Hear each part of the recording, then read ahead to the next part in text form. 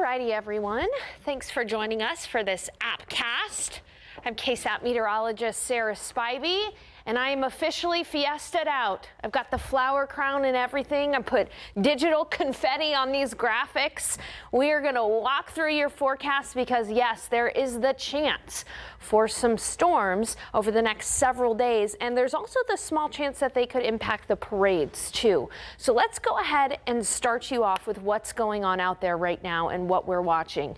Take a look at the authority radar. You can see that we have some showers and storms out near the border right now. We're going to be watching these very carefully to see if they move into San Antonio. Now, it wouldn't be until the overnight hours for them to do that, and by that point they'd be very weak and we wouldn't be worrying about severe weather. But it is something we're going to keep in mind for the later hours of, let's say, Niosa going on tonight. Otherwise, it's warmer than we were yesterday because we're seeing some sun. So take a look at these temperatures. We're already close to 90 degrees in many areas. We're going to be in the low 90s later on this afternoon potentially, and it's breezy with gusts up to about 25 to 30 miles per hour.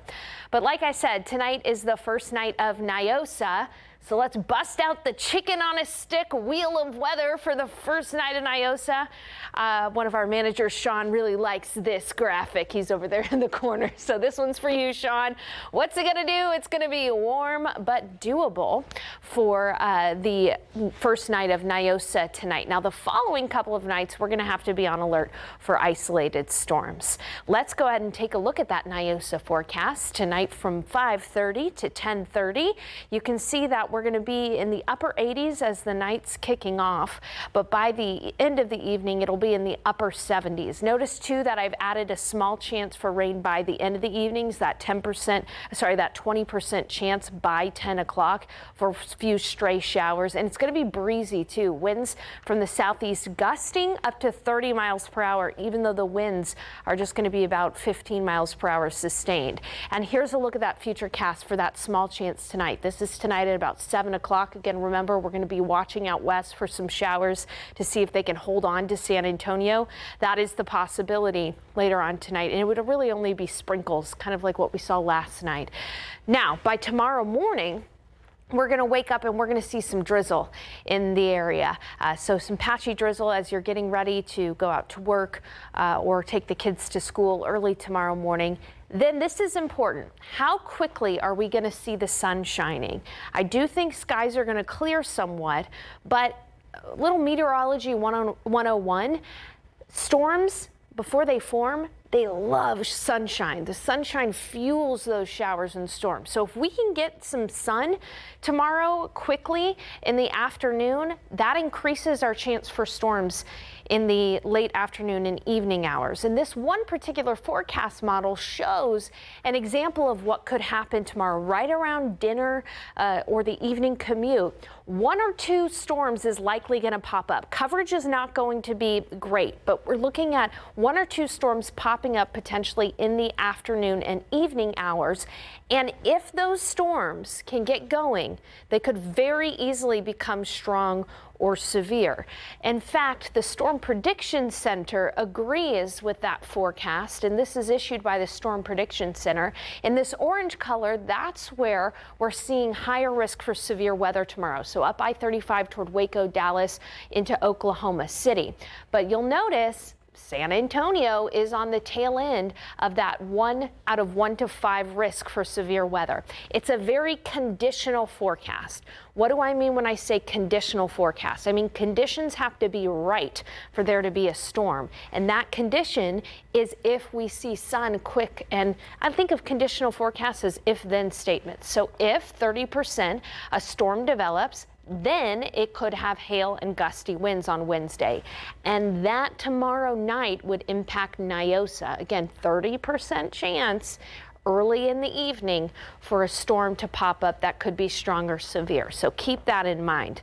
Okay, however, we do have isolated storm chances on Thursday night as well, and then you'll notice very clearly Friday is our best chance for showers and storms. Friday, of course, Battle of Flowers. I'm going to take a quick break here, and when we come back, we're going to talk about the Battle of Flowers' potential to be interrupted by some storms. Alrighty, everyone, welcome back to the Appcast, where we're talking about storm chances and its potential impacts to Battle of Flowers, Fiesta Flambeau, King William. I left you with this graphic here.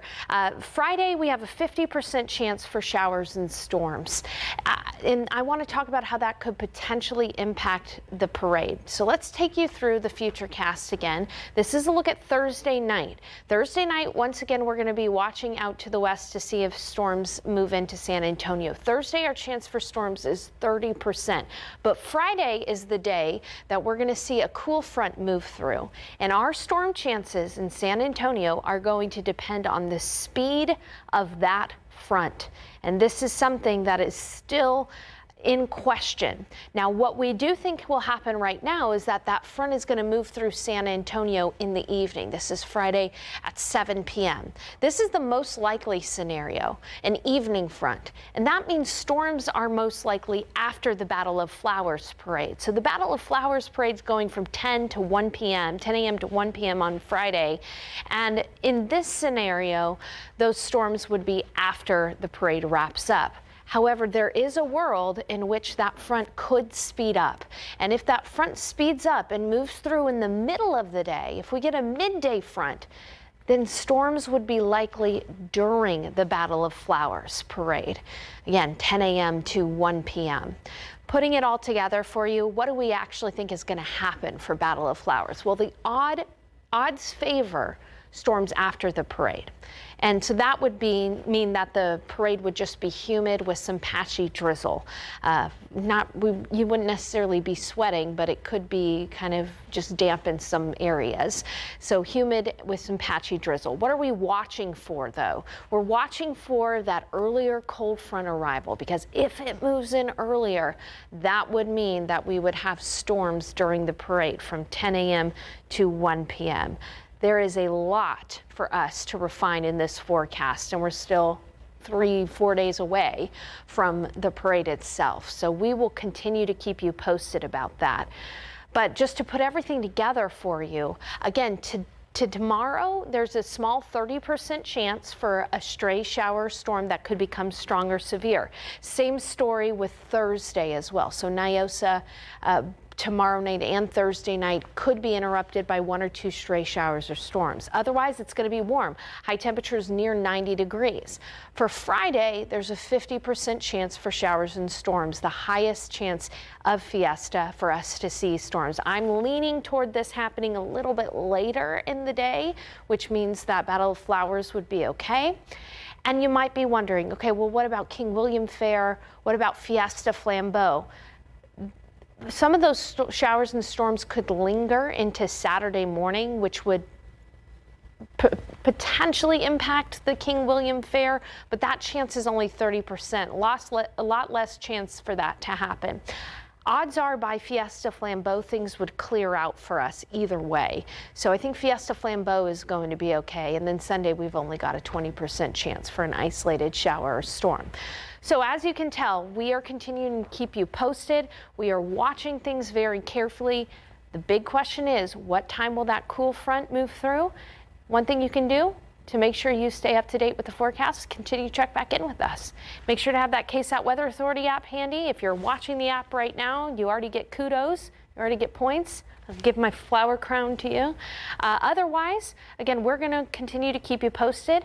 By the way, I'm going to be doing a weather medal giveaway on Thursday. Stay tuned for that information. We'll be having that announcement tomorrow. Thanks everybody for joining this Appcast. Have a great rest of your day and Viva Fiesta!